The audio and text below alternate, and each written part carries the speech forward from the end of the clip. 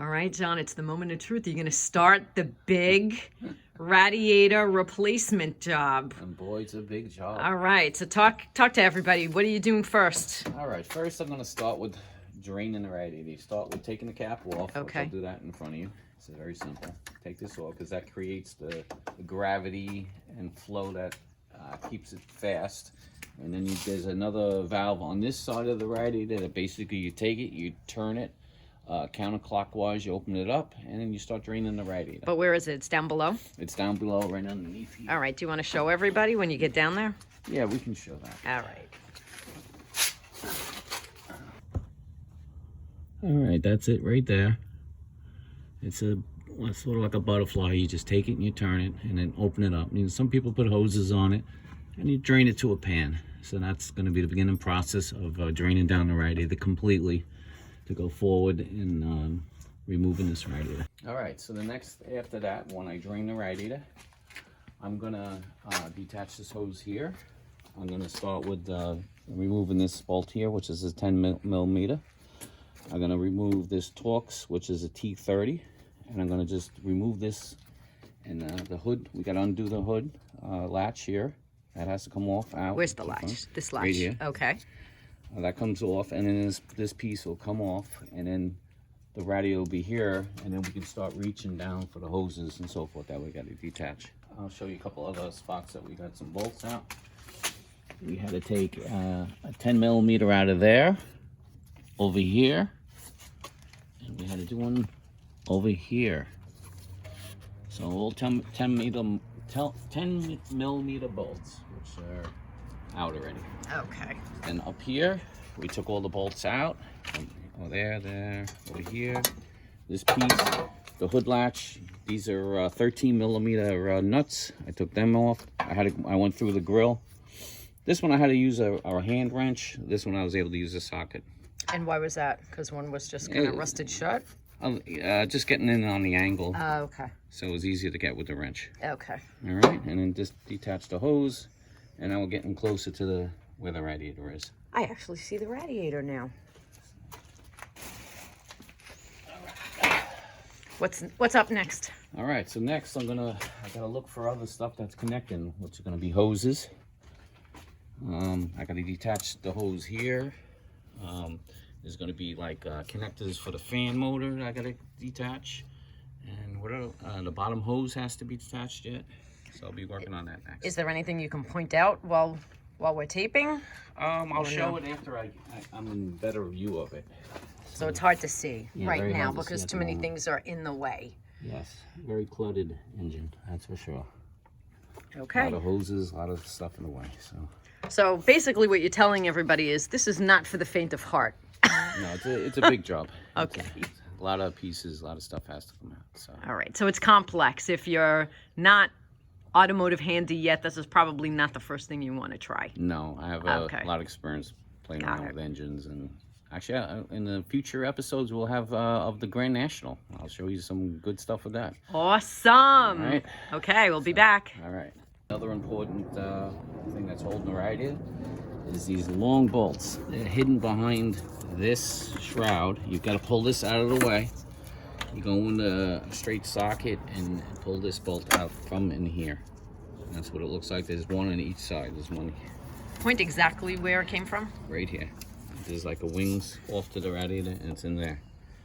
It's hard to actually Yes, but see it. You can go from the front, and that's where you got to get it. So where is it? It's right back in there. If you can get the angle. See? Can you see it? I think so. Yeah, there's one on each side. Okay. And basically over here too. There's one on this side. So you're going through the radiator, and you're gonna get that little bolt comes out of there. It's a 10 millimeter bolt. A couple other items I detached. Upon coming on this side, I had to do a transmission line that was hooked into the radiator. I used a long 24-inch wrench to just get this piece off here. Okay. And then we had the fan. We have to detach this plug. Plugs can be tricky. As you see, there's that red piece there. It was pushed in. I had to push that out, and then I had to squeeze the back part and then pull. and it came right off. There you go. Okay. It is tricky. And this is all just to loosen and get the old radiator out. Yep. Okay. What else? Anything else? I detached the bottom hose. I did that. Anything to show them? No, it's a simple. Okay. Is that simple hose clamps to detach the hose and just pull it off the radiator itself. All right. And I'm going to look for more lines that could be holding this back, and I'll continue loosening it all up. All right, John. So 3 hours and a lot of swearing later. Where are we? Well, a lot of it has to do with this goes through the winters. I'm always driving in salt and snow, and so it has a lot of corrosion. So with corrosion makes the nuts, the bolts, the everything that you deal with a lot harder to deal with. So just wanted to show you a little handy dandy tool that somebody showed me one time, and I gotta say it's very handy. Sometimes when you're underneath and you're trying to do those hose clamps with the pair of pliers and they keep slipping off and all, you take this little tool here, you put it on the clamp, you squeeze it, it locks, and you pull the clamp back. It just makes life so easy. So that's the clamp. And where did you buy it? Actually, I bought this at AutoZone, and that's the name on it right there. Where's the name? So let me. So. Okay. It's just very handy with those self-tightening clamps. So. All right, so it looks like you're taking the old radiator out now. Yeah, a couple things I want to mention is underneath I had to do hydraulic lines that go to the fan system that's in this Jeep.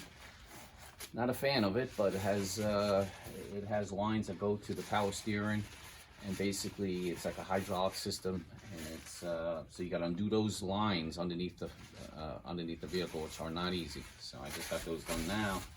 Like I said, a lot of it takes more time when you have corrosion and problems like what happens with as you can see, just with this vehicle, it's just rust in different areas. So it's coming along.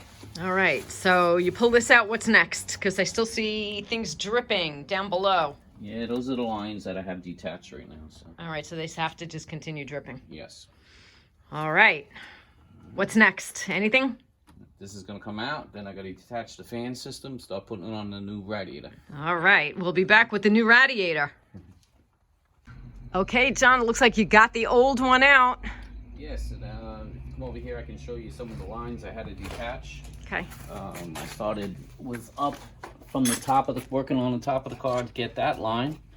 Underneath, I took it off from the line underneath. Mm-hmm. This one here, well, that went with this, okay. And then I had to detach these lines, this one, and this one. And you try to use 2 wrenches. Unfortunately, I couldn't get a 2 wrench to fit that one though. Because of the rust? Yeah, a lot of rust. Okay. And this is the old radiator, and the brand new radiator's over there. And the brand new radiator, now you took your time finding that radiator, and you bought one that is what, all aluminum?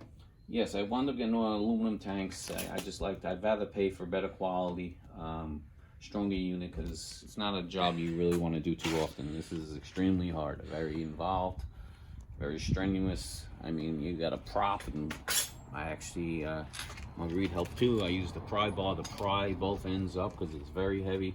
Just getting it out. Yes, I can attest.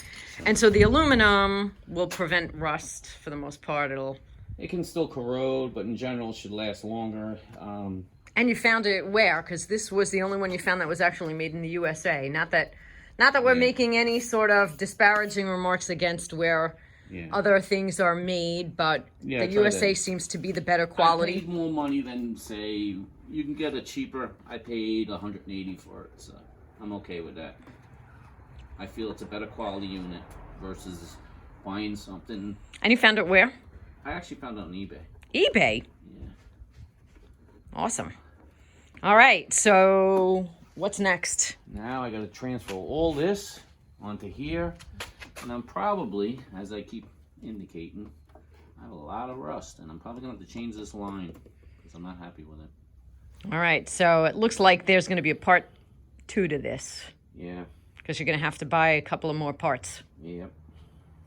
Not happy with some of the rust, and I don't want to do this whole job and then All right. Next thing you know, you have to do this line over again. I mean, this doesn't make sense. While you're there, it pays to do the job right the All right. first time. So maybe we'll end here and we'll pick it up when you get your additional parts.